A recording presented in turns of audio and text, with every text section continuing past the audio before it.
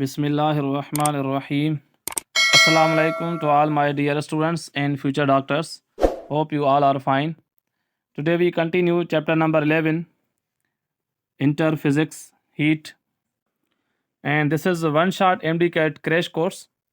First of all, we discuss key points.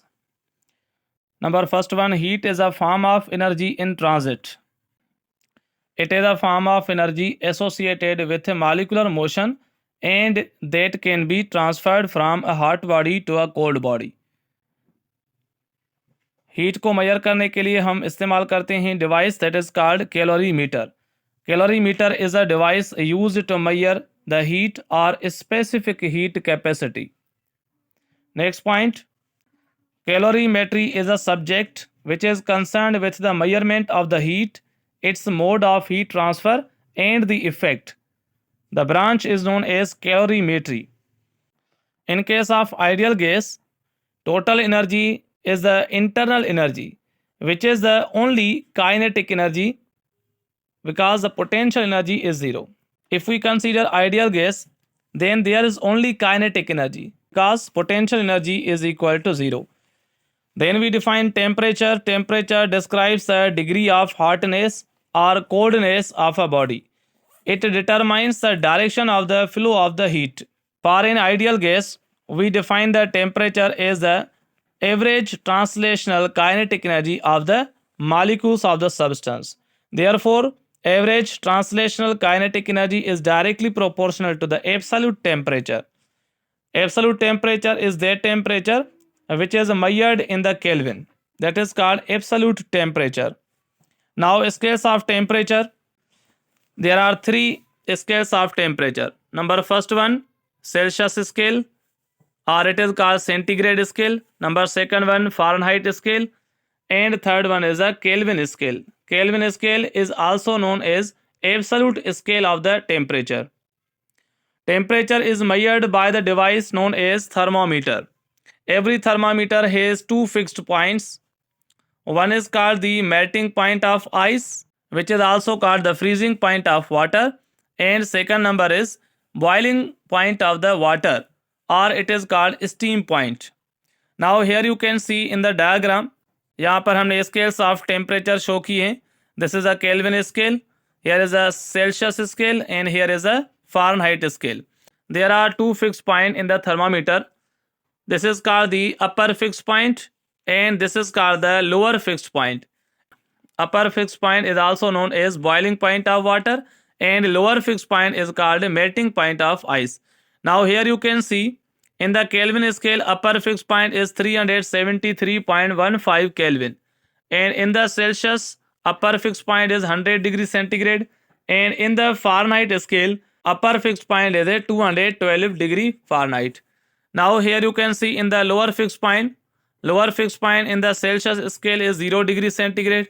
In case of Kelvin, lower fixed point is 273.15 Kelvin, and in the Fahrenheit 32 degree Fahrenheit. These temperatures are actually the normal body temperature. Normal human body temperature in the Fahrenheit is a 98.6 degree Fahrenheit. In the Celsius 37 degree centigrade, and in case of Kelvin 310 Kelvin. This is the normal human body temperature. उसके अलावा बेटा last में जो temperature है ये भी आपको याद रखना है. This is called absolute zero. Absolute zero in the kelvin is 0 kelvin. In case of the centigrade scale this is negative 273.15 degree centigrade, and in case of the Fahrenheit the absolute zero is a minus 459.67 degree Fahrenheit. उसके बाद बेटा ये point जहन में रखें. At what temperature Celsius and Fahrenheit scales coincide. Remember the point here is minus 40 degrees at which the centigrade and Fahrenheit scales coincide. और यहाँ पर देखें कन्वर्शन के formulas. What is the relation between the Celsius and Kelvin. Here you can सी, अगर आपको centigrade में कोई temperature given है तो अगर आपको उसको केल्विन में कन्वर्ट करना चाहेंगे तो जस्ट उसमें 273 प्लस करेंगे. Let suppose we have temperature of 50 degree centigrade. What is the temperature in the kelvin scale? तो यहाँ पर आप क्या करेंगे 50 plus 273. What will be the answer? The answer will be 323 kelvin. तो इस तरह से बेटा अगर आपको केल्विन में गिवन होगा तो आप क्या करेंगे, तो हम सेंटीग्रेड में मालूम करने के लिए उस टेम्परेचर में से माइनस करेंगे 273। Let's suppose we have temperature 300 kelvin, what will be the temperature in the centigrade scale? तो यहाँ पर आप क्या करेंगे, 300 में से माइनस करेंगे 273, what will we get? We will get the answer 27 degree centigrade. Here the relation between the Fahrenheit and Celsius scale. अगर आपको सेंटीग्रेड में टेम्परेचर गिवन होगा और आपको कन्वर्ट करना है फ़ारेनहाइट स्केल में, then we can apply this formula 9/5 degree C plus 32। Let suppose यहाँ पर हमें गिवन है temperature that is 45 degree centigrade. 45 degree centigrade को हमें कन्वर्ट करना है फ़ारेनहाइट में। कैसे करेंगे, आप ये वैल्यू पुट करेंगे यहाँ पर। चलिए इसको सॉल्व करते हैं। Temperature in Fahrenheit is equal to 9/5 multiply with 45 plus करेंगे 32। तो यहाँ पर बेटा इसको कैंसिल करें, यहाँ पर आएगा 9, 9 into 9 81 plus 32, 81 plus 32, what will be the answer? Our answer will be 113 degree Fahrenheit. तो इस तरह से आप इनको कन्वर्ट कर सकते हैं। लेट सपोज अगर हमें कन्वर्ट करना है फ़ारेनहाइट से सेल्सियस में, तो जो भी हमें फ़ारेनहाइट में टेम्परेचर गिवन होगा यहाँ पर पुट करेंगे। ये रिलेशन हम अप्लाई करेंगे to convert from the Fahrenheit into the Celsius scale. Let suppose we have temperature of 41 degree Fahrenheit, इसको हमें कन्वर्ट करना है सेल्सियस में। तो यहाँ पर हम क्या करेंगे, ये वैल्यू पुट करेंगे। तो चलिए हम इसको सॉल्व करते हैं। 5/9 यहाँ पर ब्रैकेट में रखेंगे 41 माइनस 32। तो सबसे पहले आप यहाँ पर क्या करेंगे, ये ब्रैकेट में जो माइनस है इसको सिंप्लीफाई करें। 41 minus 32, what will be the answer?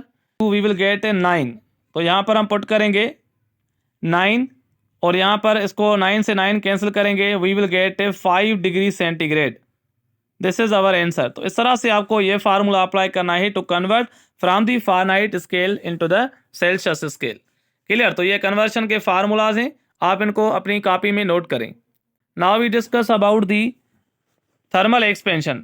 What do you mean by thermal expansion? Thermal expansion is defined as the change in the shape or volume or any dimension of a body by heating is known as thermal expansion. Actually, there are three types of the thermal expansion: linear thermal expansion, aerial thermal expansion and volume thermal expansion. But यहाँ पर हम दो type discuss करेंगे, linear thermal expansion and volume thermal expansion. तो यहाँ पर देखें linear thermal expansion क्या होता है। Linear thermal expansion is the type of thermal expansion in which only the length of the body changes by heating. Linear thermal expansion is also known as a one dimensional expansion. से suppose हमें एक rod given है जिसकी original length है L0। अगर हम इस rod को हीट करेंगे तो बेटा इसमें जो चेंज इन लेंथ आएगी तो delta L is directly proportional to original length, means length at initial temperature, and it is also directly proportional to change in temperature. और इस फार्मूला को हम जैसे ही सिंप्लीफाई करेंगे, we will get this formula delta L is equal to alpha L naught delta T, where alpha is called the coefficient of linear thermal expansion. Unit of the linear thermal expansion is a degree centigrade inverse, और we can write 1 degree centigrade. ऐसा system में अगर unit लिखेंगे तो 1 kelvin, और we can say kelvin inverse. This is ऐसा unit of the coefficient of linear thermal expansion. अगर हमें फाइनल लेंथ चाहिए तो L dash will be equal to original length plus change in length, और यहाँ पर हम डेल्टा एल का वैल्यू पुट करेंगे। Then we will get the expression for the final length. We can write L will be equal to L naught plus delta L, means original length plus change in length. So here you can see L means final length is equal to L naught into bracket 1 plus alpha delta T. Okay बेटा, ये formula दें, इनको आप recall करें। उसके बाद volume thermal expansion, similar as in the case of linear expansion, volume thermal expansion is also called 3 dimensional expansion. The change in the length, width and height of a body means in the volume of a body due to the heating is known as volume thermal expansion. और change in volume का formula क्या होगा, delta V is a change in volume is directly proportional to the original volume V naught and change in temperature. And finally we will get this formula, delta V is equal to beta V naught delta T. What is beta? Beta is known as coefficient of volume expansion, and the SI unit of beta is same as that of alpha. SI unit of beta is 1 upon Kelvin or Kelvin inverse. Beta का formula क्या होगा, beta will be equal to delta V upon V naught delta T. So this is a formula of the beta, means coefficient of volume expansion. Beta और alpha में relation भी याद रखें, beta is equal to 3 times alpha, means coefficient of volume expansion is equal to 3 times the coefficient of linear thermal expansion. Okay beta, now we discuss about the pressure. What is pressure? Pressure is a force acting normally per unit area. Pressure is defined as force acting on a surface normally per unit area is known as pressure. SI unit of pressure is Pascal and it is equal to Newton per meter square. Let suppose आपको मिल सकता है किसी body पर हम force apply कर रहे हैं 10 newton and the area is a 2 metre square. What will be the pressure? Apply करेंगे प्रेशर का formula, pressure will be equal to force upon area. The value of the force is 1000 divided by area is 2. Now what will be the answer? Answer is 500 pascal. So बेटा this is the pressure. इस तरह से आपको shortcut कोई problem भी मिल सकता है. बेटा ये सारे प्रेशर के यूनिट्स हैं, very important, note down these units. The unit is pascal, जैसे हमने डिस्कस किया, pascal is a SI unit of the pressure denoted by PA, and the relation between pascal and newton per metre square is 1 pascal is equal to 1 newton per metre square. Then after the unit of pressure is atmosphere denoted by ATM. 1 ATM is equal to 101325 pascal. Clear? तो बेटा ये number याद रखें, 1 atmospheric pressure कितना होता है, 101325 pascal. इसको हम ऐसे भी लिख सकते हैं 1.013 इंटू 10 इज पावर 5 पास्कल. इस तरह से भी आप इसको लिख सकते हैं. Then after millimetre of mercury. Millimetre of mercury is also the unit of pressure denoted by mm of Hg, and 1 millimeter of mercury is equal to 133.32 Pascal. Okay, then after 1 bar. Bar is also the unit of pressure denoted by BAR bar. 1 bar is equal to 10 power 5 Pascal. बेटा बार और atmosphere ये तकरीबन equivalent होते हैं. उसके बाद torr is also the unit of pressure. 1 torr is equal to 133.3 pascal. याद रखें 1 torr is equal to 1 millimetre of mercury. Clear बेटा? उसके बाद pound per square inch means denoted by PSI. It is also the unit of pressure and 1 PSI is equal to 6894.76 pascal. याद रखें 1 atmospheric pressure means 1 ATM is equal to 14.7 PSI. तो बेटा ये आप conversion याद रखें. and these are all the units of the pressure. These are also used alternatively. okay, यहाँ पर देखें pressure of the gas. The pressure of the ideal gas equation is given by P is equal to 1/3 rho V bar square. यहाँ पर बेटा P is the pressure and rho is the density of the gas. Density is the mass per unit volume और density का relation होता है rho is equal to mNV.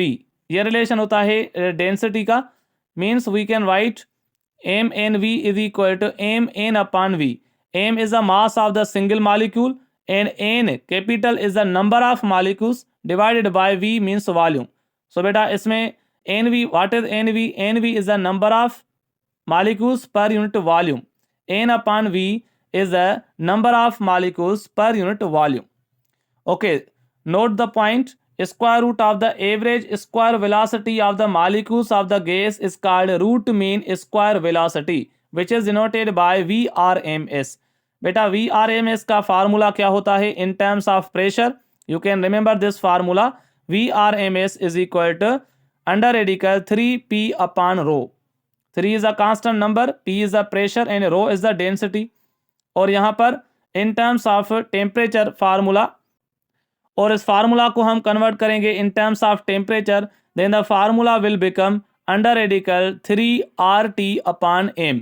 So this is also the formula of the VRMS in terms of temperature. Here M capital is the molar mass, or R is the universal gas constant, and T is the temperature measured in Kelvin, means absolute temperature. और यहाँ पर देखें VRMS का एक और formula भी हम drive करते हैं. VRMS is equal under radical 3kT upon M, where K is the Boltzmann constant, M is the mass of molecule, and T is the temperature measured in Kelvin. और यहाँ पर आप देख रहे हैं M, यहाँ पर हमने इसको लिखा है M is the, where M is the mass of each molecule. And how will you find the mass of each molecule? Mass of each molecule is equal molar mass divided by Na. Na is the Avogadro's number. Beta, what is Na?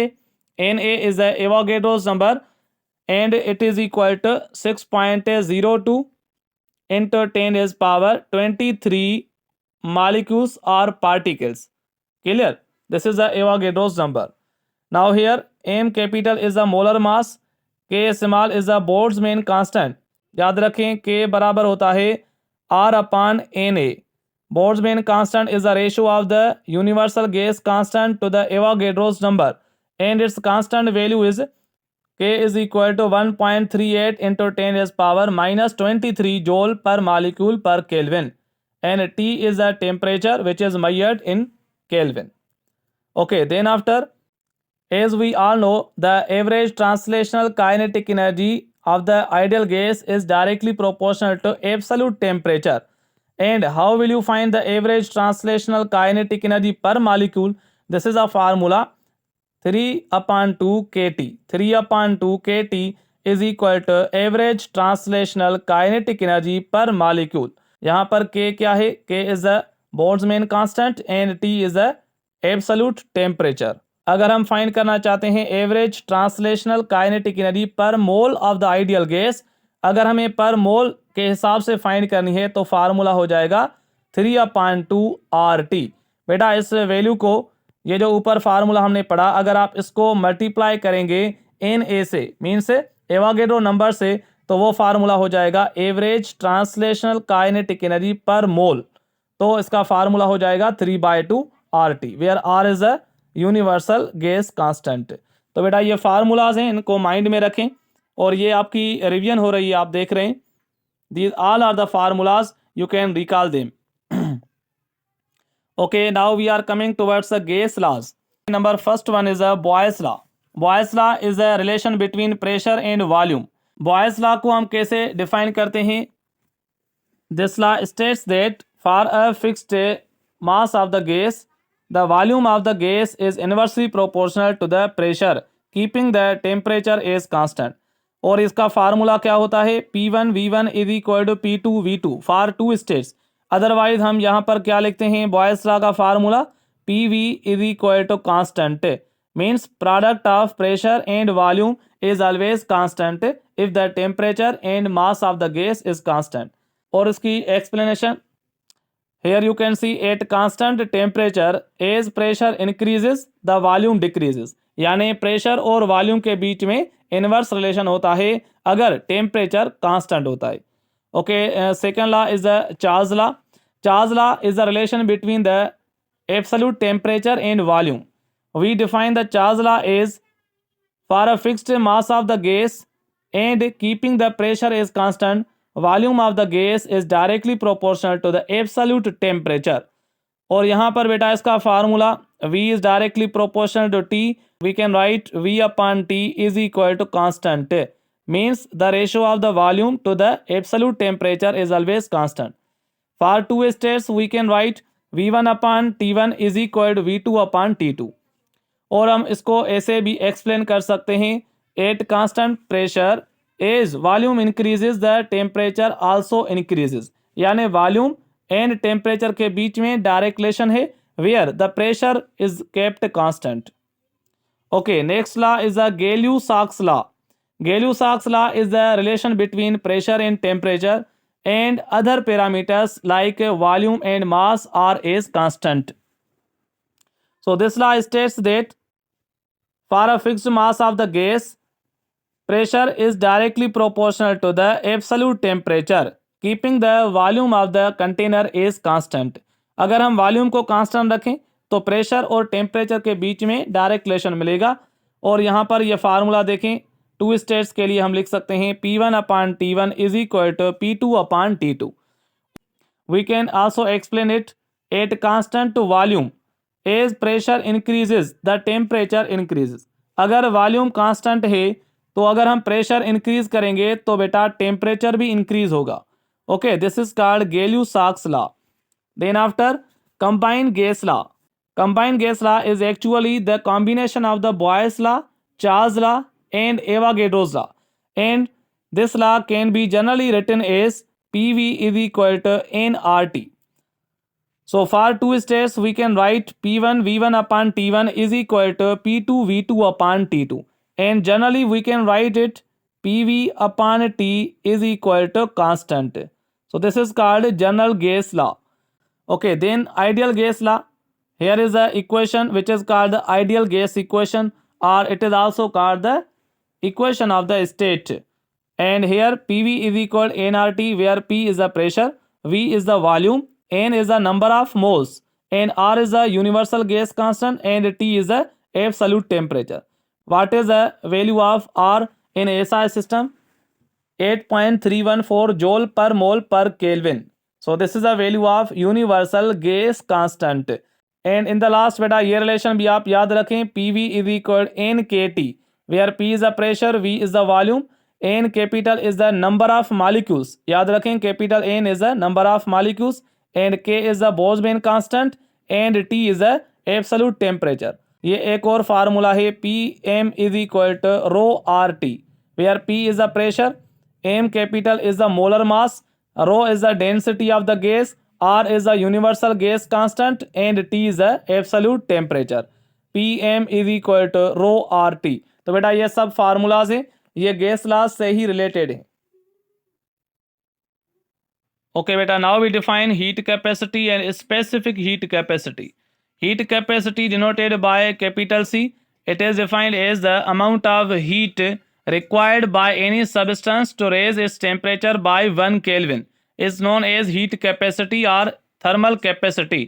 Heat capacity का formula होता है delta Q/डेल्टा T. This is a formula of the heat capacity. Its SI unit is joule per Kelvin. joule per Kelvin. उसके बाद हम define करते हैं specific heat capacity को. What is specific heat capacity denoted by small c, and its formula is delta Q/m delta T. Here small c is a specific heat capacity. It is defined as the amount of heat required by a unit mass, means 1 kg, to raise its temperature by 1 Kelvin is known as specific heat capacity.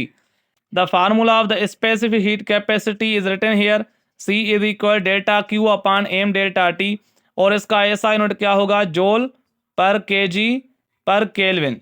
बेटा this is SI unit of specific heat capacity. Specific heat capacity को हम इस तरह से भी define कर सकते हैं, जैसे आप यहाँ पर देख रहे हैं डेफिनेशन.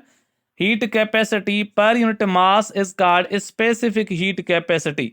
यानी अगर हम heat capacity and specific heat capacity के बीच रिलेशन लिखना चाहें तो हम लिख सकते हैं C is equal to small c into m, where capital C is the heat capacity, small c is the specific heat capacity.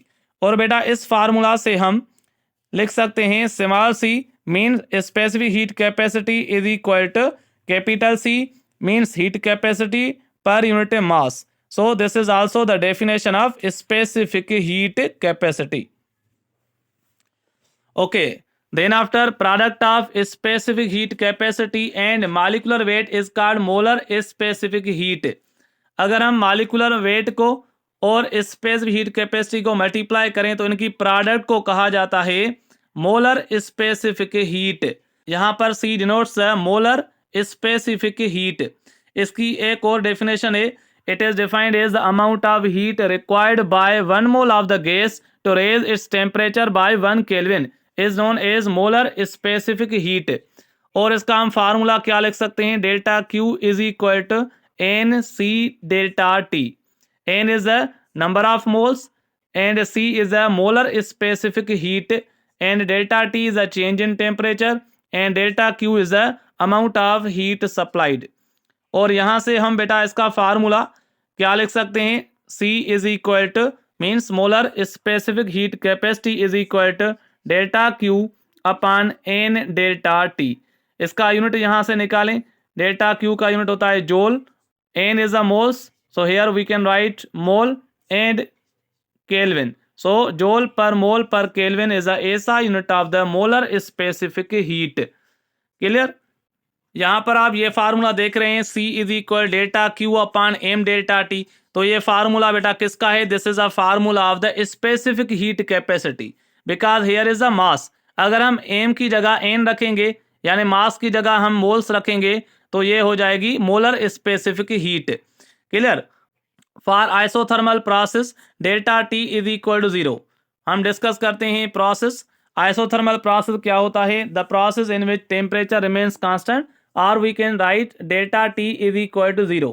अगर चेंज इन टेम्परेचर 0 है तो it means specific heat capacity क्या हो जाएगी बेटा, इन्फिनिटी। तो ये point मैंने यहाँ पर लिखी है, you can note it. Specific heat capacity in case of the isothermal process is infinity. Infinity क्यों होता है, क्योंकि यहाँ पर देखें ये formula delta Q upon M delta T है। तो अगर हम आइसोथर्मल की बात करते हैं तो आइसोथर्मल में डेल्टा टी 0 होता है। तो अगर हम यहाँ पर 0 पुट करेंगे it will become delta Q upon 0 and this will be equal to infinity. Specific heat capacity in case of adiabatic process is 0। याद रखें एडियाबेटिक प्रोसेस के लिए स्पेसिफिक हीट कैपेसिटी क्या होती है, 0 होती है। What is adiabatic process? The process in which no heat can enter into the system or out of the system। तो यहाँ पर बेटा स्पेसिफिक हीट कैपेसिटी का वैल्यू 0 होता है। एडियाबेटिक प्रोसेस है इसलिए डेल्टा क्यू का वैल्यू क्या होगा, 0 होगा। अगर हम यहाँ पर न्यूमरेटर में 0 पुट करेंगे तो बेटा C का वैल्यू क्या आ जाएगा, 0। It means specific heat capacity for the adiabatic process is 0 and specific heat capacity for the isothermal process is infinite. ये दो वैल्यू बेटा याद रखें, for isothermal and for adiabatic process. उसके बाद बेटा यहाँ पर देखें, no heat can flow if two bodies are at the same temperature. यानी जब दो बॉडीज थर्मल इक्विलिब्रियम में होगी तो उस केस में बेटा टेम्परेचर सेम होता है and in case of same temperature no heat will flow. यानी अगर दो बॉडीज का टेम्परेचर सेम है, दो बॉडीज अगर थर्मल इक्विलिब्रियम में हैं तो वहां पर बेटा हीट का फ्लो नहीं होगा। What is the value of specific heat capacity for the water, that is 4200 joule पर केजी पर केल्विन। और अगर हम इसको लिखना चाहें कैलोरी पर ग्राम पर डिग्री सेंटीग्रेड में तो बेटा याद रखें वी कैन राइट 1 कैलोरी पर ग्राम पर degree centigrade. Specific heat capacity for water is 4200 joule पर केजी पर kelvin in the SI system. And अगर बेटा सीजीएस सिस्टम की बात करेंगे तो स्पेसिफिक हीट कैपेसिटी का वैल्यू क्या होगा, 1 कैलोरी पर ग्राम पर डिग्री सेंटीग्रेड। ओके, जैसे हमने बात की मोलर स्पेसिफिक हीट कैपेसिटी की, तो मोलर स्पेसिफिक हीट कैपेसिटी बेटा दो टाइप की होती है, एक होती है CP and other is CV. So what is CP and CV? बेटा CP is the amount of heat required to raise the temperature of 1 mole of any gas to raise its temperature by 1 Kelvin at the constant pressure। अगर pressure constant है तो वहां पर हम use करेंगे Cp, और अगर बेटा वॉल्यूम कांस्टेंट है तो वहां पर हम यूज करेंगे Cv। So Cv is defined as the amount of heat required by 1 mole of the gas to raise its temperature by 1 Kelvin at constant volume, that is known as molar specific capacity at constant volume। तो इसका ratio क्या होता है बेटा, याद रखें, the ratio of the Cp upon Cv is constant which is denoted by gamma। So gamma is the ratio of the molar specific heat capacity at constant pressure to the molar specific heat capacity at constant volume। यानी Cp/Cv, Cp/Cv this ratio is known as gamma, और इसका कोई unit नहीं होता। For any thermodynamic process we can write the equation. बेटा जो भी हम थर्मोडायनामिक प्रोसेस पढ़ेंगे, चाहे वो आइसोबेरिक होगा, आइसोकोरिक, आइसोथर्मल या एडियाबेटिक, तो ये हम इक्वेशन अप्लाई करते हैं to find the change in internal energy of the system. Delta U is equal to n C V delta T. याद रखें, बहुत ही इंपॉर्टेंट फार्मूला है। This formula is used to find the change in the internal energy. Delta U is the change in internal energy of the system is equal to NCV delta T, where CV is a molar specific heat at constant volume, N is the number of moles and delta T is a change in temperature. CV का एक और formula होता है, CV is equal to F/2 into R, where F small is the degree of freedom. What is F? F is the degree of freedom and R is the universal gas constant. बेटा degree of freedom को हम ऐसे define कर सकते हैं, number of independent terms in the expression of the kinetic energy is known as degree of freedom.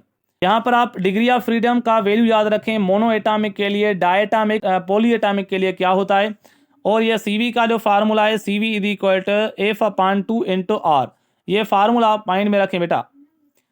और gamma का और डिग्री ऑफ फ्रीडम का रिलेशन क्या होता है, degree of freedom denoted by F and gamma is the ratio.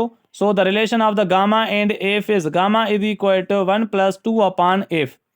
This equation is a Mayer's equation and here Cp minus Cv is equal to R. यानी अगर हम Cp से minus करेंगे Cv तो जो रिजल्ट आएगा this is equal to R. R means universal gas constant. Degree of freedom का value mono atomic के लिए याद रखें 3 होता है, मोनो एटॉमिक गैस के लिए 3, डायटॉमिक गैस के लिए 5 and for polyatomic gas the value of the degree of freedom is 6। तो बेटा ये F का वैल्यू भी हम यूज़ करेंगे, लेकिन उसके अलावा आप गामा का वैल्यू याद रखें। Gamma is the ratio of the Cp/Cv, so value of the gamma for monoatomic gas is 1.67। Similarly for diatomic gas is 1.4। बेटा 1.44 नहीं, 1.4 is the value of the gamma for diatomic gas and for polyatomic gas the value of the gamma is 1.33। और इनके बीच में relation क्या होता है, monoatomic gas के लिए गामा का वैल्यू सबसे ज़्यादा होता है, देन डायटॉमिक का, एंड सबसे कम होता है बेटा पॉलीएटॉमिक का। मोनोएटॉमिक के लिए गामा का वैल्यू क्या होता है 1.67, डायटॉमिक के लिए 1.4 एंड पॉलीएटॉमिक के लिए बेटा 1.33। तो सबसे ज़्यादा वैल्यू किसका होता है, मोनोएटॉमिक का, और पॉलीएटॉमिक का सबसे कम होता है। Okay, value of the degree of freedom for monoatomic, जैसे मैंने आपको बताया डिग्री ऑफ फ्रीडम का वैल्यू मोनोएटॉमिक गैस के लिए क्या हम कंसीडर करते हैं 3। Similarly for diatomic gas the value of the degree of freedom is 5 and for polyatomic gas the value of degree of freedom is 6। तो बेटा ये वैल्यू हम कंसीडर करते हैं जब हम टेम्परेचर नॉर्मल कंसीडर करते हैं, जब टेम्परेचर हमारा नॉर्मल होता है। Okay, the value of the R in SI system is 8.314 joule per mole per Kelvin. Universal gas constant का वैल्यू आपको याद होगा, that is denoted by R is equal 8.314 joule per mole per Kelvin। और बेटा R का value ये भी होता है 2 calorie per mole per kelvin. अगर हम यूनिट चेंज करेंगे तो बेटा वैल्यू भी चेंज हो जाएगा। तो R का वैल्यू आप याद रखें 2 calorie per mole per kelvin. Okay, a polytropic process is given by PV power n is equal to constant। यहाँ पर n का वैल्यू हमें गिवन नहीं है, यानी वो 1 होगा 0 होगा, तो उसके हिसाब से हम उस प्रोसेस का नाम रखेंगे। लेट सपोज जैसे यहाँ पर आप देख रहे हैं, if there is a isobaric process, isobaric process is the process in which pressure is constant. तो आइसोबेरिक के लिए बेटा n का वैल्यू क्या रखेंगे, 0 पुट करेंगे। Similarly for isochoric process the value of the n is infinity, and for isothermal process n is equal to 1, and for adiabatic process the value of the n is gamma। तो बेटा यहाँ पर अगर आपको ये formula given है PV power n is equal to constant, तो अगर हम n का वैल्यू 1 पुट करेंगे तो हमारी इक्वेशन आ जाएगी PV is equal to constant, और ये फार्मूला हमारा बन जाएगा बॉयस लॉ का। यानी it follows the isothermal process. अगर हम n का वैल्यू 0 पुट करेंगे तो बेटा v पावर 0 इज इक्वल 1 यानी p बराबर कांस्टेंट यानी प्रेशर कांस्टेंट हो जाएगा, जो कि हमारा आइसोबेरिक प्रोसेस हो जाएगा। तो यहाँ पर ये अगर n का वैल्यू हम चेंज करेंगे तो बेटा हमारा प्रोसेस जो है वो चेंज हो जाएगा। तो यहाँ पर 4 प्रोसेस हैं, कौन से? Isobaric, isochoric, isothermal and adiabatic process. तो इन प्रोसेस के लिए आप n का वैल्यू चेंज करेंगे। जैसे ही हम n का वैल्यू चेंज करेंगे तो बेटा हमारा वो प्रोसेस आ जाएगा। Okay, then after what is thermodynamics? Thermodynamics is a branch of physics that deals with the transformation or conversion of the heat energy into mechanical energy or vice versa. तो बेटा यहाँ पर हम डिस्कस करते हैं first law of thermodynamics. First law of thermodynamics is defined as the amount of heat supplied to the system is equal to change in the internal energy plus work done by the system. या हम इसको ऐसे भी define कर सकते हैं, जैसे यहाँ पर आप इक्वेशन देख रहे हैं, the change in internal energy of the system is equal to heat supplied to the system minus work done by the system. First law of thermodynamics का फार्मूला क्या होता है? Delta U is equal to delta Q minus delta W.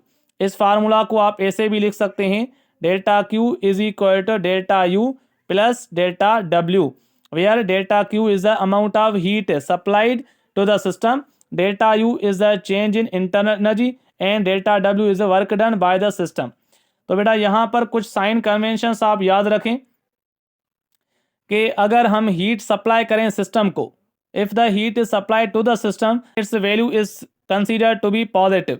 अगर हम heat system से बाहर निकालें तो बेटा हीट डेल्टा क्यू का वैल्यू नेगेटिव पुट करेंगे। अगर internal energy of the system increase होगी तो बेटा वैल्यू पॉजिटिव रखेंगे, अगर डिक्रीज होगी तो नेगेटिव रखेंगे। एंड सिमिलरली वर्क डन के लिए अगर work done by the system होगा यानी पिस्टन अपवर्ड मूव करेगा तो बेटा work done by the system positive होगा, और अगर work done on the system होगा यानी पिस्टन डाउनवर्ड मूव करेगा, गैस कंप्रेस करेगी, तो बेटा उस केस में वर्क डन हमारा नेगेटिव होगा। तो ये बातें आप जहन में रखें, these are the sign conventions. Work done का फार्मूला क्या होता है? Thermodynamic work done delta W is equal to P delta V, where P is the pressure and delta V is a change in volume. तो बेटा product of pressure and change in volume is equal to work done by the system. Okay, first law of thermodynamics is also called the law of conservation of energy. ये point आपको बेटा याद होने चाहिए। First law of thermodynamics is also known as law of conservation of energy. And here you can see the sign conventions. In physics, work done by the system is considered as positive and on the system is taken as negative. उसके बाद बेटा याद रखें, internal energy यानी delta U and entropy are the state functions. State function क्या होते हैं? Means they only depend upon the initial and final states, और we can say the variables which are independent of the path. जैसे यहाँ पर आप देख रहे हैं, यहाँ पर टोटल 3 पैरामीटर्स हैं, यानी change in internal energy, delta Q means heat and delta W is the work done.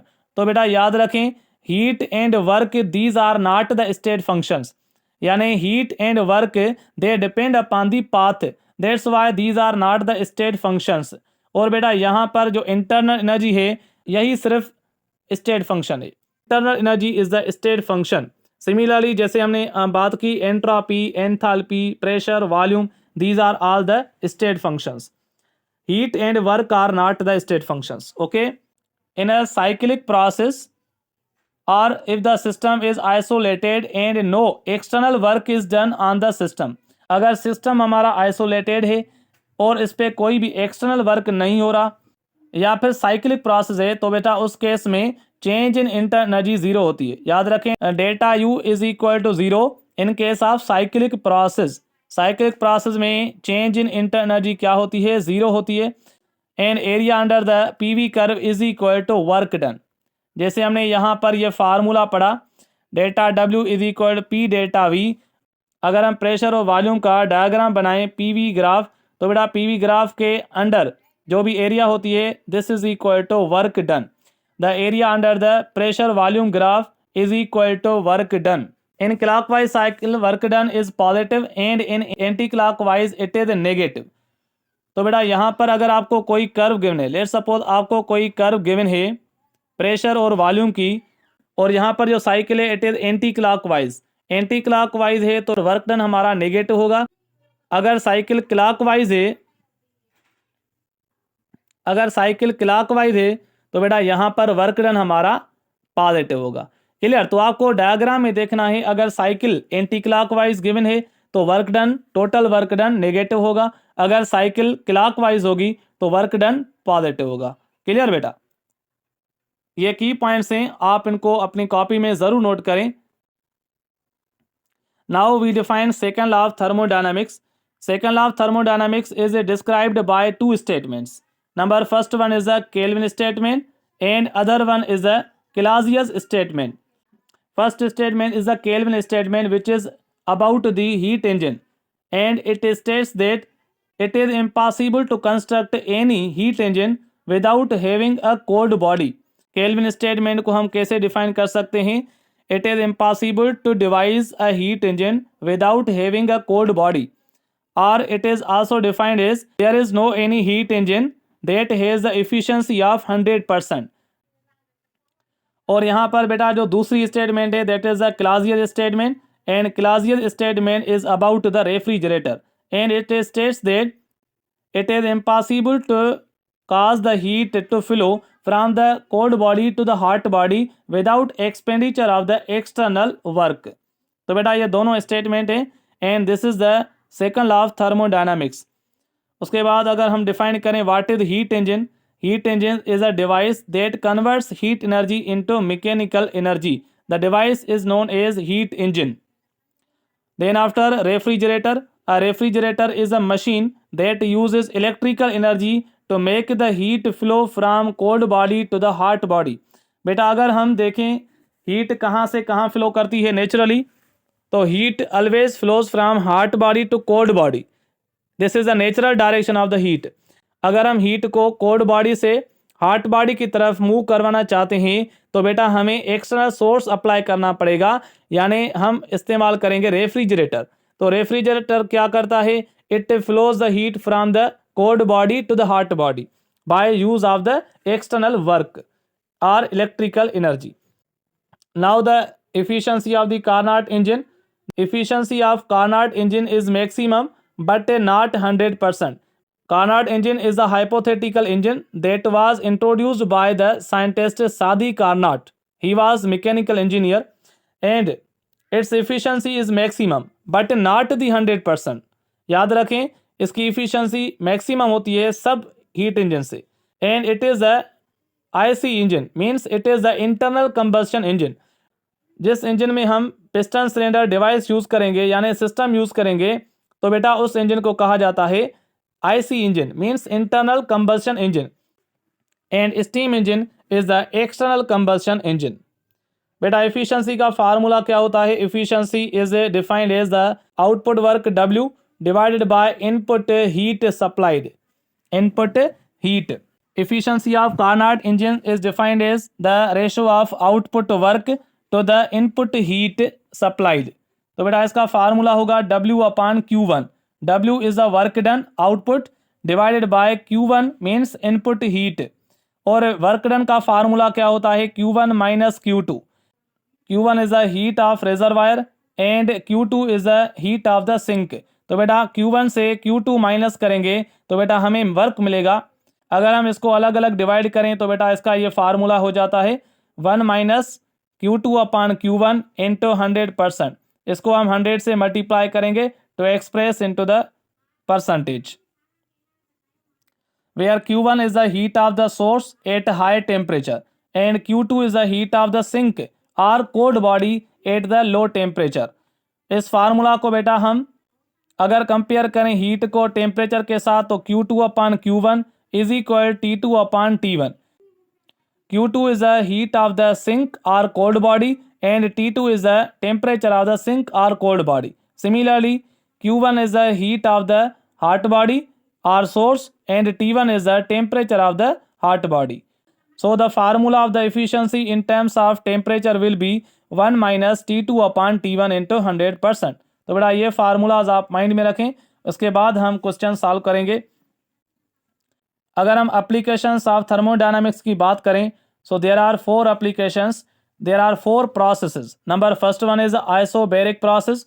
First one is isobaric process. Isobaric process is a process in which pressure is constant. अगर हम graph plot करें बेटा pressure and volume, then the isobaric process में जो graph होगा that will be horizontal straight line, और उस line को कहते हैं isobar. Similarly, second number process is isochoric process. Isochoric process in which the volume is constant. बेटा अगर वॉल्यूम कांस्टेंट है इट मीन्स डेल्टा वी यानी चेंज इन वॉल्यूम जीरो है। सिमिलरली वर्क डन भी क्या होगा, जीरो होगा। आइसोकोरिक प्रोसेस में बेटा वर्क डन क्या होता है, जीरो होता है। और यहाँ पर हमारा ग्राफ क्या होगा, PV graph will be a vertical line. यहाँ पर ये जो लाइन है इस लाइन को कहते हैं isochore. Similarly, third number process is a isothermal process. Isothermal is a process in which temperature remains constant. तो बेटा isothermal का ग्राफ जो होता है it is just like a hyperbola. This graph is a hyperbola and this is called isotherm. Graph का नाम क्या होता है, isotherm. और उसके बाद लास्ट में होता है adiabatic process in which no heat can in और आउट ऑफ द सिस्टम। यानी हीट सिस्टम में ना इंटर हो ना सिस्टम से बाहर हो, यानी सिस्टम से कोई भी हीट ना आए ना जाए।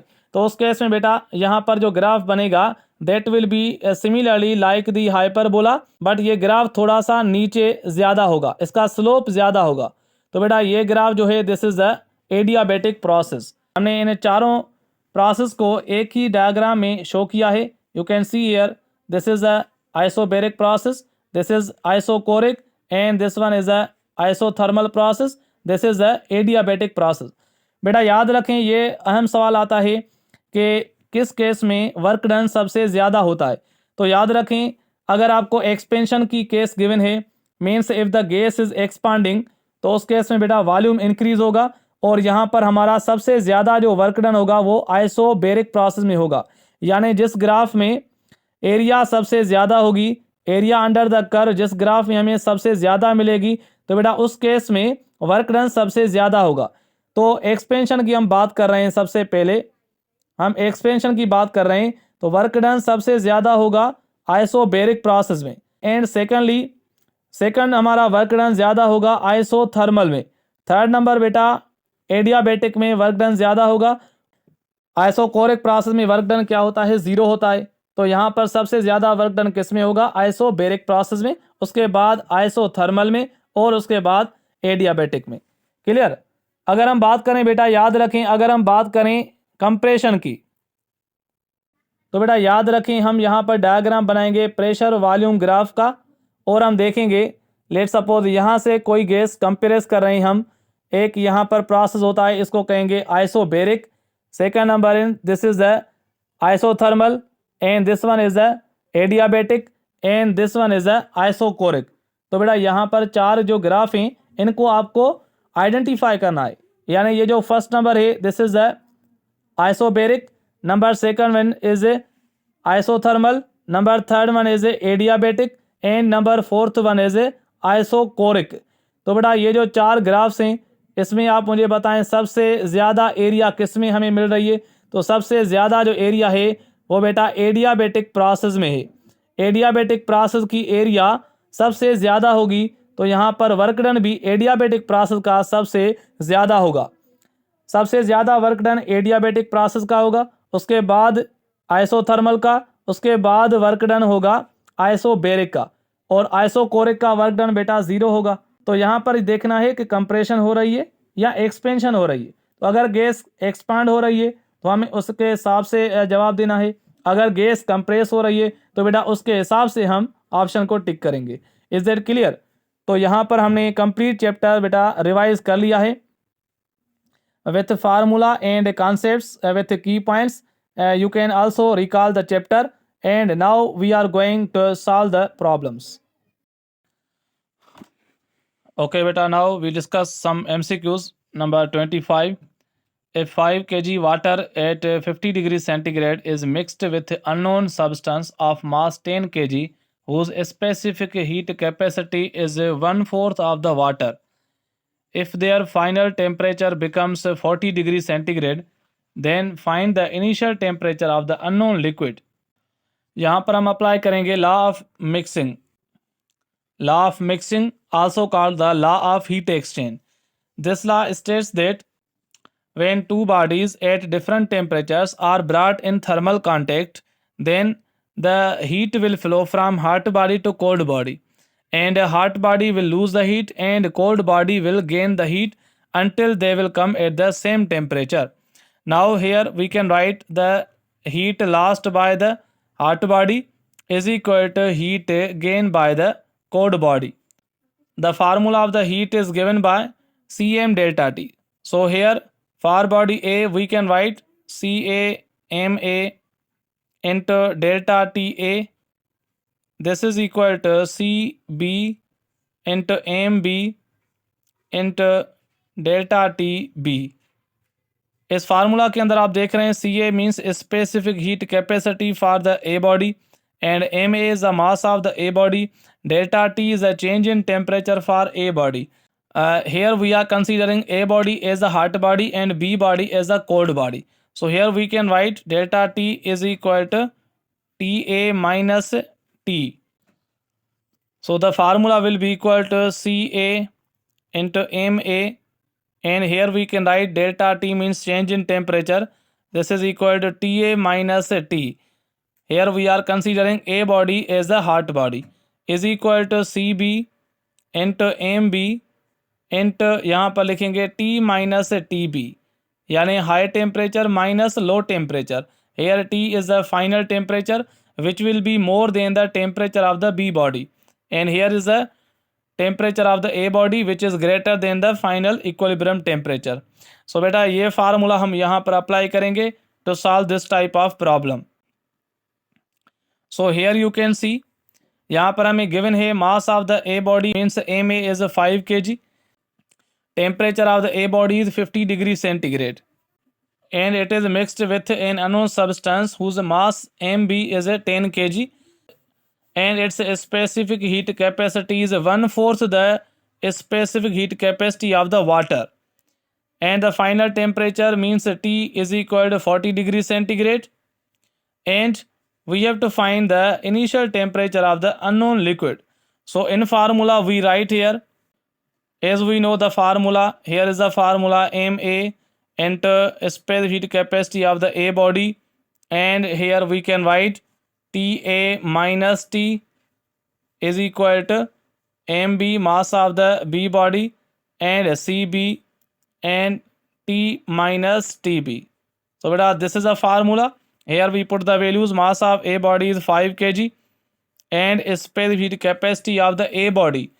Specific capacity of the A body, we are considering A body as a water because its temperature is a high. Here A body is a water, so its a specific heat capacity denoted by C.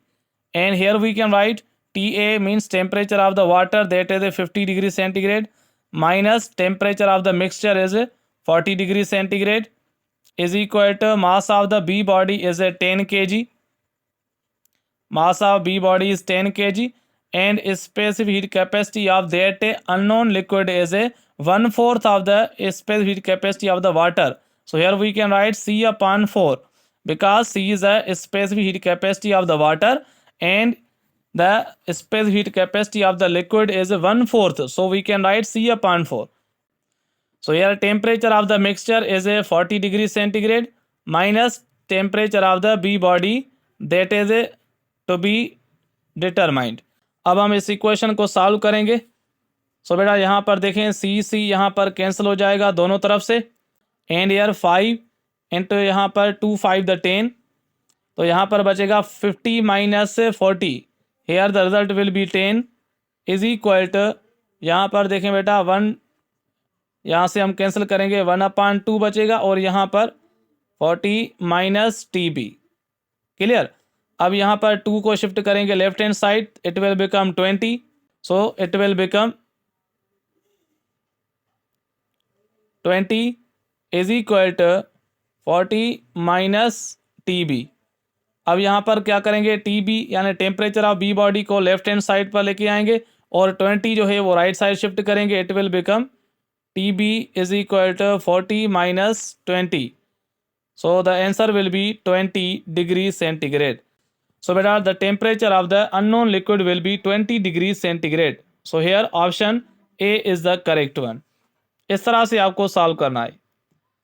26 what is the absolute zero. Absolute zero temperature बेटा kelvin में 0 kelvin होता है and centigrade में -273 degree centigrade होता है। सो here option A भी correct है, option B भी करेक्ट है। That's why option C means both A and B are correct. Number 27 for a given liquid at atmospheric pressure which process can take place at any temperature. तो बेटा इन phase change process में आपको difference आना चाहिए। What is the difference between the evaporation and boiling. याद रखें boiling is the process in which liquid converts into the vapours और gas at a particular temperature means at its boiling point. जैसे water के लिए boiling point क्या होती है, 100 degree centigrade. 100 degree centigrade is the temperature at which the water boils at 1 atmosphere. On the other hand, if we talk about the evaporation, evaporation is the process in which a liquid converts into the gas but at any temperature. बेटा evaporation किसी भी temperature पर हो सकती है। जैसे हम suppose करें कपड़े जब गीले होते हैं तो हम कपड़े सुखाते हैं तो बेटा उनको जैसे ही हवा लगती है कपड़े सूख जाते हैं, means water is converted into the vapours. इसी तरह से जब हम नहाते हैं तो हमारा जिस्म गीला होता है, उसके बाद यह सूख जाता है, means it is the evaporation. Let's suppose अगर हमें पसीना आ रहा है तो बेटा जैसे ही हवा लगेगी तो हमारा पसीना खुश्क हो जाएगा, यानी water converts into the vapours. तो यहाँ पर ये एवापोरेशन है। This is not the boiling, this is the evaporation. And what is melting. Melting is the process in which a solid converts into liquid at a constant और particular temperature. The temperature is called melting point. And what is solidification? The process in which liquid converts into the solid, or it is also known as freezing. So keep in mind the evaporation is the process which takes place at any temperature. Number 28, which quantity must be the same for two bodies if they are in thermal equilibrium? Beta thermal equilibrium is that condition when the temperature of the two bodies should be same. So here option C is correct. When two bodies at different temperatures come in the contact physically, then the heat will flow from the hot body to cold body and finally they will come at the same temperature, that is called equilibrium temperature, and the bodies are said to be in the thermal equilibrium. Here is another question. For a certain gas, the ratio of the specific heat capacity is given to be gamma is equal to 1.5. For this gas, what will be the value of the CV or CP? So here are the options A, B, C, D, E. तो बेटा हमें options given है तो यहाँ पर हम apply करेंगे relation. यहाँ पर हमें गिवन है gamma which is equal to 1.5। This can be written as 3/2। और आपको याद है the relation between CP and CV, CP minus CV is equal R होता है। Clear, this is the Mayer's equation. यहाँ से बेटा हम CP का वैल्यू कैसे लिख सकते हैं, CP is equal to CV plus R। ठीक है, तो यहाँ पर हम वैल्यू पुट करेंगे। अगर हमें CV का वैल्यू मिल जाए तो यहाँ पर हम पुट करेंगे और CP का रिलेशन फाइंड कर सकते हैं। As we know the relation between gamma and F।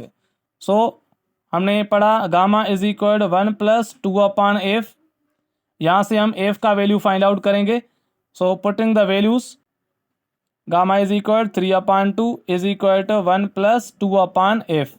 यहाँ से बेटा हमें F का वैल्यू मिल जाएगा। इस इक्वेशन को सॉल्व करें, 1 को शिफ्ट करेंगे लेफ्ट हैंड साइड पर, it will become 3/2 - 1 is equal to 2/f।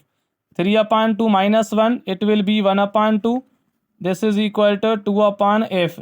इसको बाय क्रॉस मल्टीप्लाई करेंगे तो हमें F का वैल्यू यहाँ से मिलेगा 4। तो बेटा हमें यहाँ पर F का वैल्यू क्या मिला है, 4। आपको याद है कि सी वी और एफ का रिलेशन क्या होता है। The formula of the C V is equal to F upon 2 into R. यहाँ पर हम एफ का वैल्यू पुट करेंगे, F is 4 divided by 2 into R. तो यहाँ से बेटा हमें सी वी का वैल्यू मिल गया, दैट इज़ ए 2R। तो यहाँ से हमें सी वी का वैल्यू क्या मिला, C V is equal to 2R। This is the value of C V. लेकिन यहाँ पर हमें गिवन है सी वी इज इक्वल 3R। तो बेटा अब हम फाइंड करेंगे सी पी का value. C P is equal to C V plus R. यहाँ पर अगर हम वैल्यू पुट करें 2R plus R, this will be equal to 3R। तो बेटा यहाँ से हमें सी पी का वैल्यू क्या मिलेगा, 3R। तो here the option B will be correct one, C P is equal 3 into R. तो बेटा यहाँ पर आपको कुछ फार्मूलाज को सिंप्लीफाई करना था और आपको आंसर मिल जाएगा। Okay, solve this question. Video को पास करें और इसको सॉल्व करें। An electric kettle of the 1500 watt rating boils a certain quantity of water in 5 minutes. The heat which is generated for boiling this water is. बेटा यहाँ पर हमें हीट फाइंड आउट करनी है, हमें पावर गिवन है and we are given the time, time is 5 minutes. तो बेटा यहाँ पर हम पावर का रिलेशन अप्लाई करेंगे। Power is equal to amount of heat energy generated divided by time, or here we can write power is equal to delta Q means amount of heat divided by time। इस equation को अगर हम by cross multiply करें तो यहाँ पर हम लिख सकते हैं amount of heat is equal to power into time. तो बेटा ये रिलेशन यहाँ पर हम अप्लाई करेंगे, delta Q is equal to P into T. हमें हीट फाइंड आउट करनी है, पावर भी गिवन है, टाइम भी गिवन है, लेकिन टाइम हमें मिनट्स में गिवन है, इसको सेकंड्स में कन्वर्ट करेंगे। 5 को मल्टीप्लाई करेंगे 60 से, because 1 minute is equal 60 seconds. So here it will B 300 seconds. बेटा टाइम हमें 300 सेकंड्स पुट करना है। चलें अब हम वैल्यू पुट करते हैं। Delta Q is equal to power का वैल्यू है 1500 मल्टीप्लाई विथ 300। तो बेटा इसको सिंप्लीफाई करें, 3 इंटू 15 45 और यहाँ पर 4 जीरोज़ रखेंगे। पावर ऑफ 10 में लिखें तो बेटा क्या लिखेंगे, 45 इंटू 10 इज पावर 4 जोल। तो हमारा आंसर आएगा 44 इंटू 10 इज पावर 4 जोल। Option A is correct. यहाँ पर बी में भी हमारा सेम वैल्यू है, क्लियर। तो हमारा आंसर क्या आया, 44 इंटू 10 इज पावर 4 जोल। This is the amount of heat energy generated in this process. Okay बेटा, इस सवाल को हम सॉल्व करते हैं। In a thermodynamic process, pressure of a fixed mass of the gas is changed in such a manner that the gas releases 20 joule of heat। यहाँ पर heat energy release हो रही है 20 जोल। तो यहाँ पर हम हीट लिखेंगे, delta Q will be equal minus 20 joule. Minus क्यों, because heat is going to be release here. Heat release हो रही है, यहाँ पर माइनस में ये वैल्यू रखेंगे। एंड 8 जोल of work was done on the system. बेटा वर्क हो रहा है ऑन द सिस्टम, तो ऑन द सिस्टम हमारा वर्क डन क्या होता है, नेगेटिव होता है। तो यहाँ पर लिखेंगे work done is equal minus 8 जोल। If the initial internal energy of the gas was 300 जोल। अगर सिस्टम की इनिशियल इंटरनल एनर्जी हमें गिवन है 30 जोल, तो बेटा हमसे पूछ रहा है find the final energy of the system. हमें फाइनल इंटरनल एनर्जी फाइंड करनी है। तो हम क्या अप्लाई करेंगे बेटा, यहाँ पर हम अप्लाई करेंगे first law of thermodynamics, delta U is equal to delta Q minus delta W. यहाँ पर हमें हीट एनर्जी माइनस में रखनी है, minus 20 joule. And work is done on the system which is to be placed here minus 8 joule. बेटा delta U means change in internal energy. Here we can write delta U is equal U F minus U I. Final internal energy minus करेंगे initial internal energy, तो this will be equal to delta Q minus delta W. ये हमारा यहाँ पर formula है बेटा first law of thermodynamics का। और यहाँ पर हम वैल्यू पुट करेंगे यू एफ, यानी फाइनल इंटरनल एनर्जी हमें फाइंड आउट करनी है। इनिशियल हमें गिवन है 30 is equal to the amount of heat that is minus 20। यहाँ पर रखेंगे माइनस एंड वर्क डन, बेटा work done is minus 8। Sign के साथ ये वैल्यू पुट करेंगे because we have to use the sign convention. Work done is minus 8 joule. इसको solve करें UF -30 इज इक्वल टू -20, और ये बेटा minus into minus it will become +8, तो -20 +8 द रिजल्ट विल बी -12। यहाँ पर पुट करेंगे -12, और यहाँ पर -30 को भी हम राइट साइड शिफ्ट करेंगे, it will become +30। Now it becomes UF is equal to 30 -12। बेटा 30 -12 the answer will be 18 joule. तो यहाँ पर हमें फाइनल इंटरनल एनर्जी मिलेगी 18 जूल। सो हमारा option number 3 will be the correct one. Option 3 is correct. Clear बेटा? तो इस तरह से इस सवाल को हमें सॉल्व करना है साइन कन्वेंशन के साथ by using the first law of thermodynamics. Okay बेटा, next question. The equation delta U is equal to delta Q refers to, यहाँ पर ये इक्वेशन किस प्रोसेस को रिप्रेजेंट कर रही है? बेटा आपको समझना पड़ेगा delta U is equal delta Q का मतलब क्या है। यहाँ पर जो भी हमारी इंटरनल एनर्जी में चेंज आ रही है बेटा, that is equal to heat supplied, यानी यहाँ पर डेल्टा W 0 है, यहाँ पर वर्क डन क्या है? 0 है।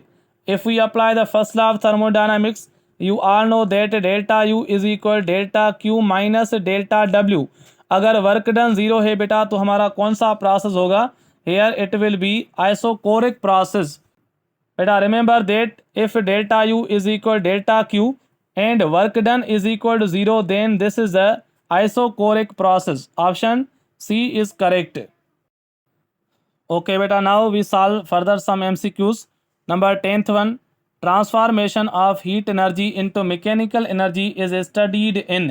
This is the definition of thermodynamics. Option C is correct. Number 11, during the expansion of the gas, work done is taken as. बेटा जब गैस एक्सपांड होती है तो यहाँ पर हम कहते हैं work done by the system and it is taken as positive. Option A is correct. Number 12, in isochoric process, बेटा अभी अभी हमने डिस्कस किया आइसोकोरिक प्रोसेस में वर्क डन 0 होता है और हमारी equation delta Q is equal to delta U।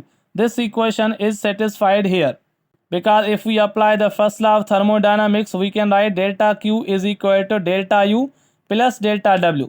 बेटा आइसोकोरिक प्रोसेस में वर्क डन क्या होता है? 0 होता है, तो इसका मतलब कि delta Q is equal to delta U, यानी heat supplied to the system will be converted into the internal energy of the system. Option A तो करेक्ट है। बेटा ऑप्शन बी को देखें, ऑप्शन बी में है delta W is equal to 0, यानी work done on the system or by the system will be 0, and option C में बेटा delta V is equal to 0, मतलब change in volume is equal to 0। so here option D will be correct one। all of these are true। बेटा ये सारी conditions सही है in the isochoric process। okay, next number 13, efficiency of Carnot engine working between the temperature 727 degree centigrade and 227 degree centigrade will be. यहाँ पर हमें temperatures given है, जो बड़ा वैल्यू आपको गिवन है this is the T1 temperature means temperature of the hot body, and जो आपको लोअर वैल्यू गिवन है that is the T2 means temperature of the sink. तो यहाँ पर हम अप्लाई करेंगे एफिशिएंसी का formula. Efficiency eta is equal to 1 minus T2 upon T1, आपको फार्मूला अप्लाई करना है और लास्ट में हम इसको 100 से मल्टीप्लाई करेंगे। तो बेटा यहाँ पर वैल्यू पुट करेंगे, लेकिन हम टेम्परेचर्स को बेटा केल्विन में तब्दील करेंगे। याद रखें जब भी आप ये फार्मूला अप्लाई करें तो आपको टेम्परेचर का वैल्यू केल्विन में रखना पड़ेगा बेटा, अदरवाइज गलत हो जाएगा। तो यहाँ पर हम कन्वर्ट करेंगे 727 डिग्री सेंटीग्रेड, केल्विन में तब्दील करेंगे बेटा इसको 273 प्लस करेंगे इसमें, the answer will B 1000 kelvin. Similarly अगर हम 227 डिग्री सेंटीग्रेड में 273 प्लस करेंगे बेटा तो हमारा आंसर क्या आएगा? 500 केल्विन। तो यहाँ पर ये हमारा T1 है and this is the T2। Now putting the values, efficiency is equal 1 minus T2 का value 500 upon T1 is 1000, last में मल्टीप्लाई करेंगे 100%। नाउ सिंप्लीफाई करेंगे इसको बेटा, this will be 1/2। So 1 minus 1/2 multiply with 100%। बेटा 1 minus 1/2 कितना होगा? 1/2 यानी 1 माइनस करेंगे half, it will be 1/2 multiply with 100। तो बेटा यहाँ पर आपको क्या आंसर मिलेगा? 50%। So the efficiency of that heat engine will be 50%। Option C is correct. तो बेटा एफिशिएंसी का फार्मूला अप्लाई करना है, लेकिन टेम्परेचर्स आपको गिवन होंगे। अगर आपको टेम्परेचर सेंटीग्रेड में गिवन है तो आप सबसे पहले उसको केल्विन में तब्दील करें। Okay, next question number 14। If a heat engine having maximum efficiency of 40% obtains energy from a hot reservoir at 600 Kelvin, then the temperature of its cold reservoir will be। बेटा यहाँ पर हमें हॉट बॉडी का temperature given है, यानी source का temperature that is 600 kelvin, and we have to find the temperature of the sink और cold body. और यहाँ पर हमें एफिशिएंसी भी गिवन है 40%। एफिशिएंसी 40% गिवन है। इसको नंबर में अगर लिखें तो क्या लिखेंगे बेटा? 40 को डिवाइड करेंगे 100 से, तो यहाँ पर हमें लिखना पड़ेगा 0.4। ये नंबर हम यूज़ करेंगे इस एफिशिएंसी के फार्मूला में। So we apply the formula efficiency is equal 1 minus T2 upon T1। तो यहाँ पर बेटा वैल्यू पुट करेंगे efficiency 0.4 is equal 1 minus T2 यानी temperature of the sink we have to determine and the value of T1 is 600। बेटा इस equation को simplify करेंगे। ये जो वैल्यू है माइनस का T2 अपॉन 600, इसको लेफ्ट हैंड साइड पर ले जाएंगे, इट विल बिकम पॉजिटिव। और यहाँ पर ये 0.4 है, इसको राइट साइड पर शिफ्ट करेंगे, इट विल बिकम नेगेटिव। तो बेटा यहाँ पर हमारी इक्वेशन क्या हो जाएगी? T2 upon 600 is equal to 1 minus 0.4। 1 minus 0.4 करेंगे बेटा, क्या आंसर आएगा? 0.6। तो यहाँ पर हम लिखेंगे T2 is equal to 600 multiply with 0.6। इसको बेटा सॉल्व करें। डेसिमल को रिमूव करने के लिए डिनोमिनेटर में 10 लगाएंगे। Here 0 will be cancel out and 6 into 60। तो बेटा हमारा आंसर क्या आएगा? 360 kelvin. So the temperature of the cold body will be equal to 360 kelvin. Option C is correct. Okay, next number 15। Thermodynamic work can be given by. बेटा thermodynamic work का हमने क्या formula पढ़ा? Delta W is equal to P delta V। pressure into volume is equal to work done.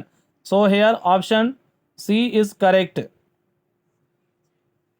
Number 16. For a monoatomic gas, CV is equal to 3/2 into R. The corresponding value of the CP will be। बेटा CP और CV का relation apply करेंगे। CP minus CV is equal to R। Or here we can write CP will be equal to CV plus R।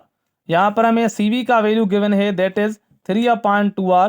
तो value put करेंगे 3/2 into R plus R। तो बेटा इसको add करें। यहाँ पर LCM लेंगे। What will B LCM? LCM will be 2। यहाँ पर पुट करेंगे 3R प्लस 2R।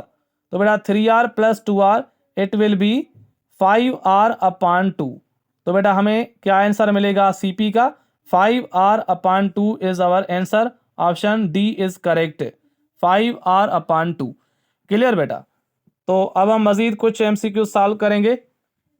आप भी मेरे साथ सॉल्व करते जाएं, वीडियो को पास करें और इनको सॉल्व करें, और एंड में आप यहाँ पर अपना स्कोर भी चेक करें। Let's solve the MCQs of heat. Number 1, the average kinetic energy of the molecules of the body determines. बेटा average kinetic energy of the molecules is equal to temperature। B is correct one. Number 2, the total energy of the molecules of the body determines। बेटा अगर total energy की बात कर रहा है तो total energy of the molecules determines the heat. Option A is correct. Number 3, the SI unit of heat is joule। Option A is correct. Number 4, in Celsius scale 1 degree centigrade in magnitude is equal to। बेटा 1 degree centigrade किसके equal होता है? याद रखें 1 degree centigrade in magnitude और in length is equal to 9/5 degree Fahrenheit. और 9/5 को क्या लिख सकते हैं? 1.8 डिग्री फ़ारेनहाइट। तो बेटा option C is correct, 1.8 degree Fahrenheit. याद रखें लेंथ में degree centigrade and kelvin equal होते हैं and 1 degree centigrade is greater than 1 degree Fahrenheit. Number 5 the formula for interconversion of the centigrade and Fahrenheit scale is. बेटा हमने formula पढ़ा Fahrenheit और centigrade का रिलेशन, क्या formula होता है?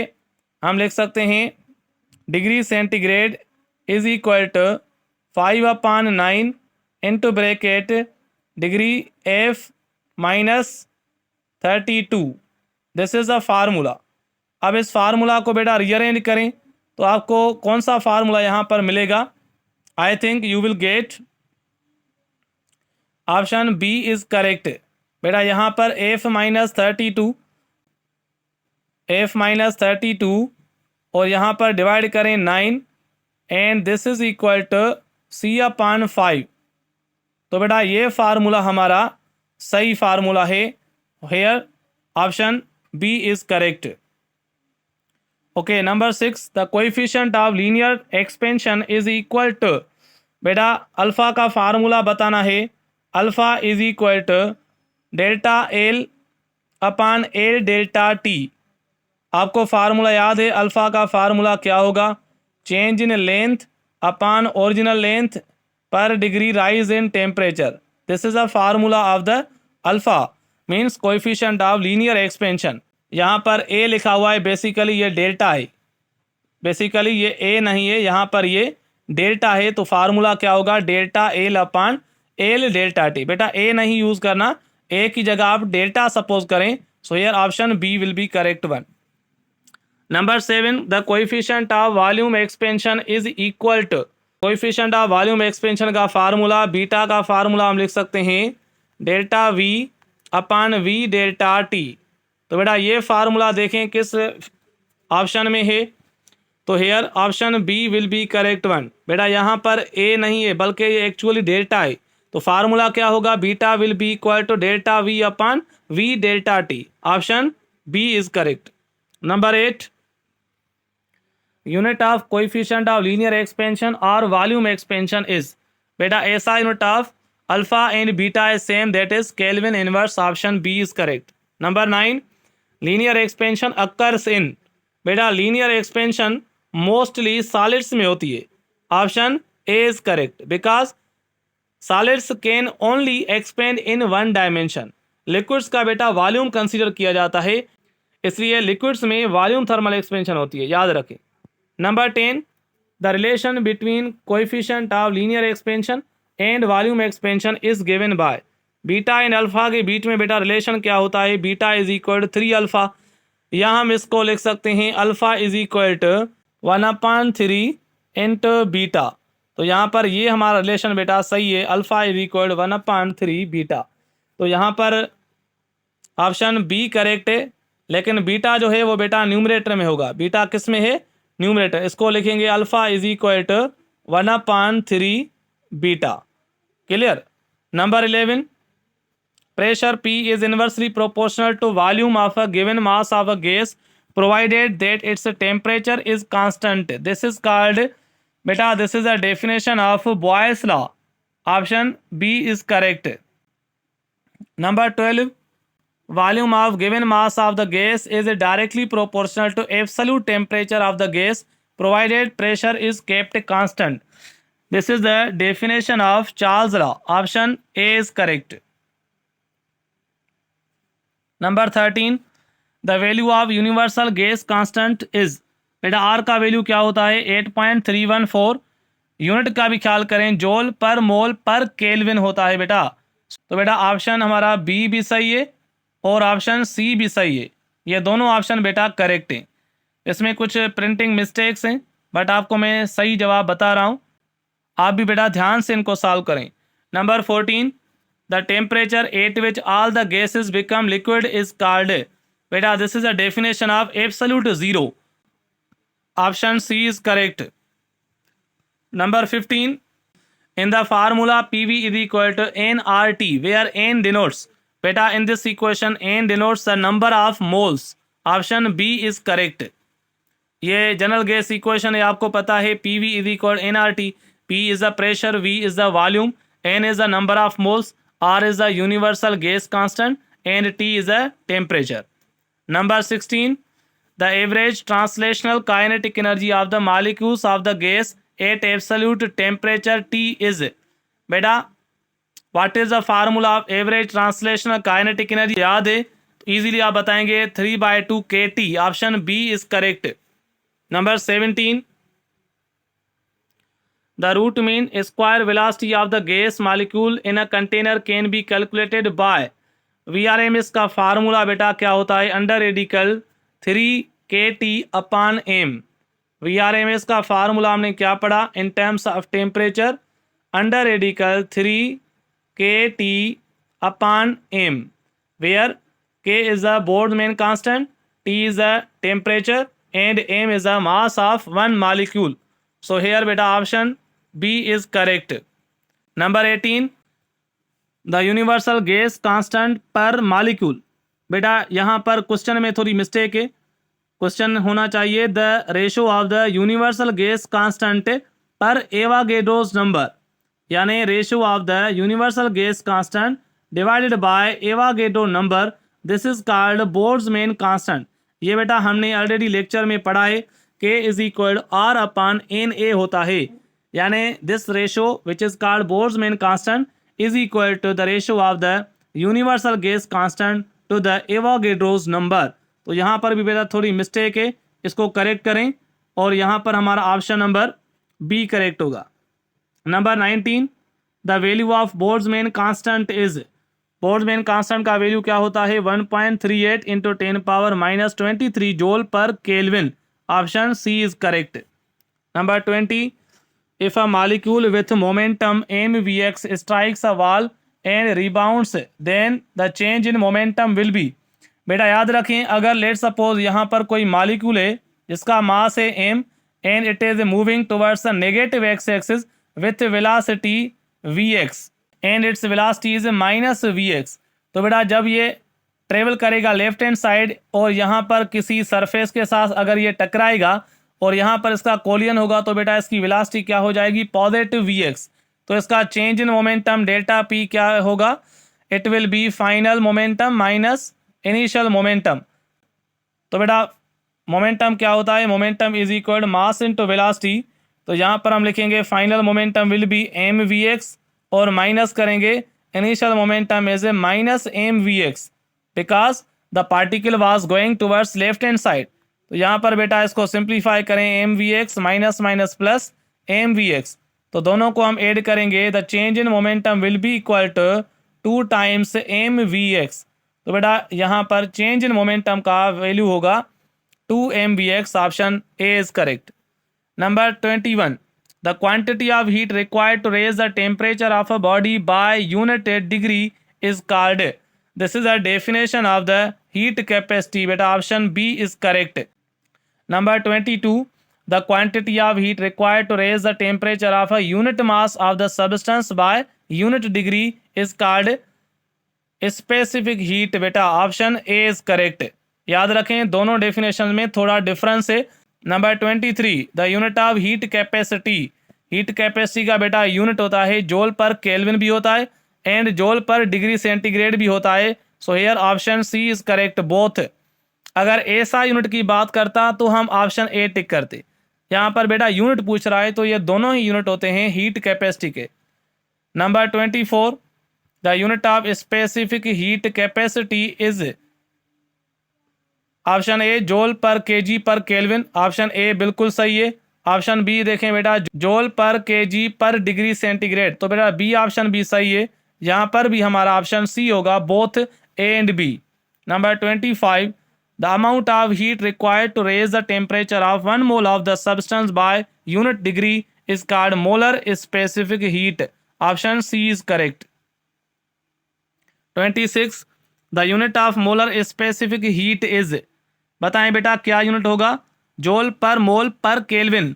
ऑप्शन ए बिल्कुल सही है. ऑप्शन बी में देखें जूल पर मोल पर डिग्री सेंटीग्रेड, ये भी सही है. तो बेटा यहाँ पर भी हमारा ऑप्शन सी यानी both A and B are correct. अगर ऐसा यूनिट की बात करता तो याद रखें जूल पर मोल पर केल्विन होगा अगर ऐसा सिस्टम में यूनिट पूछेगा तो. 27. फॉर गैसेस बेटा गैसेस के लिए कौन सा रिलेशन सही होता है? Cp is greater than Cv। Yes, option A is correct. 28, the difference between Cp and Cv is equal to, बेटा Cp minus Cv is equal होता है R, यानी universal gas constant. So option A is correct. Number 29, specific heat of the polyatomic gases. Specific heat का value हम कैसे find करेंगे? आपको पता है Cp is equal to Cv plus R। Cv is equal to F upon 2 into R। तो बेटा Cv का वैल्यू एफ पर डिपेंड कर रहा है। F means degree of freedom. तो डिग्री ऑफ फ्रीडम किसकी ज़्यादा होती है? Degree of freedom is greater for the polyatomic gases. So बेटा the value of Cp will be greater for polyatomic gases. So here option B is correct. Specific heat of the polyatomic gases is higher than monoatomic gases. Option B is correct. Number 30, to determine molar specific heat at constant pressure means Cp, a required system has option A, a cylinder with movable piston, option B, a cylinder with fixed piston। बेटा यहाँ पर हमें Cp required है, तो अगर हम Cp find करना चाहते हैं means molar specific heat at constant pressure, तो हमें प्रेशर कांस्टेंट रखना पड़ेगा। जब प्रेशर कांस्टेंट होता है बेटा तो पिस्टन मूवेबल होता है, याद रखें। Option A is correct. Number 31, to determine the molar specific heat at constant volume means Cv, required system has. तो बेटा जब हमें Cv रिक्वायर्ड होती है तो यहाँ पर हम कंसीडर करते हैं एट कांस्टेंट वॉल्यूम। तो वॉल्यूम कांस्टेंट होने के लिए पिस्टन फिक्स होना ज़रूरी है। Option B is correct. Number 32, first law of thermodynamics is merely a statement of the law of conservation of energy. Option B is correct. Number 33, mathematical expression for the first law of thermodynamics is. कौन सा formula सही है? हमने पढ़ा delta U is equal delta Q minus delta W. तो बेटा option B is correct. यहाँ पर ए नहीं है बेटा, याद रखें, ये ए की जगह हमें डेल्टा रखना है।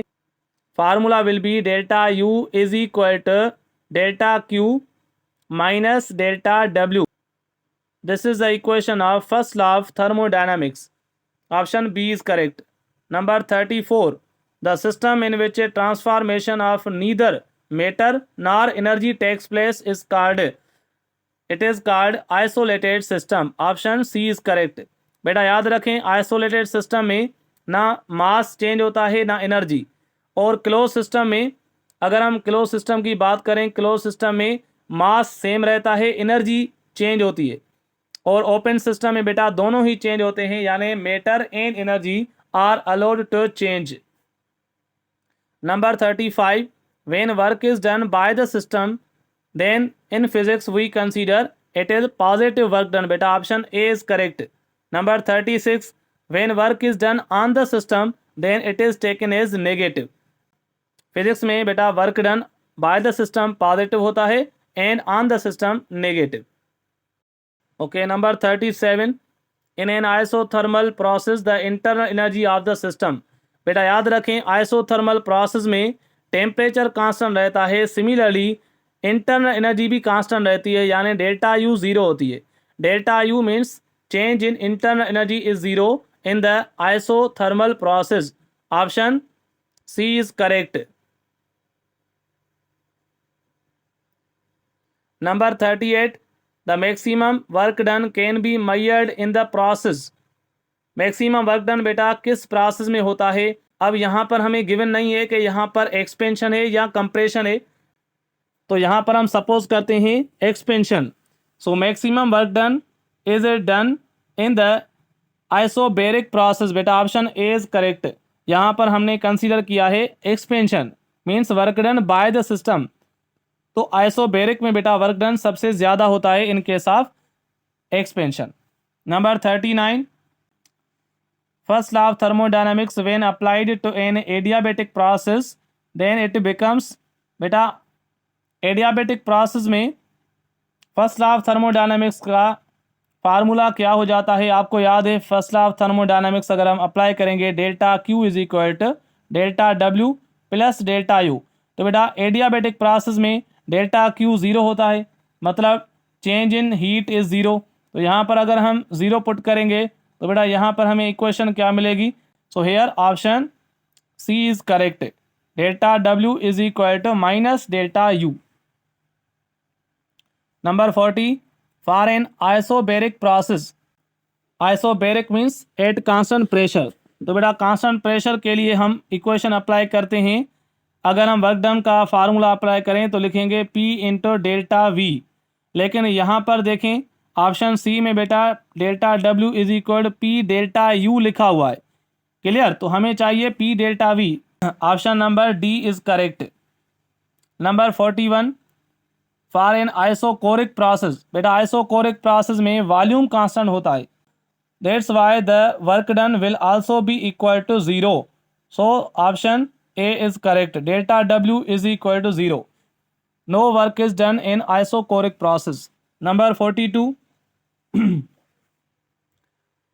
It is impossible to cause the heat to flow from a cold body to hot body without expenditure of the work. This is the statement of Clausius statement. Beta option A is correct. Number 43. The statement which shows that two bodies at different temperatures are essential for working of a heat engine. It is the Kelvin's statement. Option B is correct. यानी heat engine के बारे में जो statement है वो kelvin ने दी थी बेटा। This is the Kelvin's statement. Number 44, the law of thermodynamics which discuss the condition under which heat is energy is converted into an equivalent amount of work. बेटा यहाँ पर एनर्जी की चेंज की बात कर रहा है। Means one form of energy is to be converted into the other form of the energy. So here we apply the first law of thermodynamics. Option A is correct. Number 45, Carnot cycle is, बेटा Carnot cycle is a reversible cycle. Option A is correct. And it consist of 4 process. आपको याद है Karnat cycle के कौन से process हैं? Isothermal expansion, adiabatic expansion, isothermal compression and adiabatic compression. Clear बेटा? ये प्रोसेस भी आपको याद होने चाहिए। Number 46, the efficiency of Carnot engine depends upon, बेटा एफिशिएंसी डिपेंड करती है टेम्परेचर्स पर, temperature of the source and temperature of the sink. So here option C both will be correct. Number 47, the ratio of the output work per cycle to the input energy per cycle is called. This is a definition of efficiency. Beta option C is correct. Number 48, if the temperature difference between the hot body and the cold body is greater then the heat engine is, बेटा अगर cold body and hot body के बीच में ज़्यादा difference होगा तो हम कह सकते हैं the heat engine will be more efficient. Option B is correct. Number 49, if the temperature of the sink is decreased, the efficiency of the Carnot engine, बेटा efficiency का फार्मूला होता है 1 माइनस T2 अपॉन T1। तो यहाँ पर अगर हम sink का टेम्परेचर यानी T2 को अगर हम डिक्रीज करें तो बेटा यहाँ पर हमारी इफ़िशेंसी इंक्रीज हो जाएगी। So that's why option B is correct. अगर हम सिंक के टेम्परेचर को डिक्रीज करेंगे तो efficiency of Carnot engine increase हो जाएगी, और अगर हम सोर्स के टेम्परेचर को बेटा इंक्रीज करेंगे तो भी इफ़िशेंसी इंक्रीज होगी। याद रखें, सोर्स का टेम्परेचर इंक्रीज करेंगे तो इफ़िशेंसी इंक्रीज होगी, और अगर हम सिंक का टेम्परेचर डिक्रीज करेंगे तो भी इफ़िशेंसी इंक्रीज होगी। Clear? Number 50, the efficiency of practical heat engine, बेटा practical means real heat engine की इफ़िशेंसी हमेशा 100 से कम होती है। Option B is correct, can not be 100%। This is actually the statement of Kelvin. Number 51, the efficiency of Carnot engine is, Carnot engine की efficiency बेटा 1 minus Q2 upon Q1। Yes, option A सही है। Option B 1 minus T2 upon T1, B भी सही है बेटा। So here both will be correct. Option C. Number 52, entropy measures the, बेटा entropy is a term that measures the disorder of the molecules of the substance or the randomness of the molecules in the system. So here option A is correct. So option A is correct. Disorder of the system. Number 53. When disorder of a system increases its entropy. बेटा जब भी disorder increase होगा तो entropy increase होगी. Option A is correct. अगर disorder decrease होगा तो entropy decrease होगी. एंट्रोपी का फार्मूला क्या होता है? Delta S is equal to, delta S means entropy change is equal to delta Q upon T. This is a formula of the change in entropy. Its SI unit will be joule per kelvin. याद रखें बेटा. 54. The change in disorder of the system is equal to. बेटा अभी अभी मैंने आपको formula बताया, delta S is equal delta Q upon T. Option B is correct. Number 55.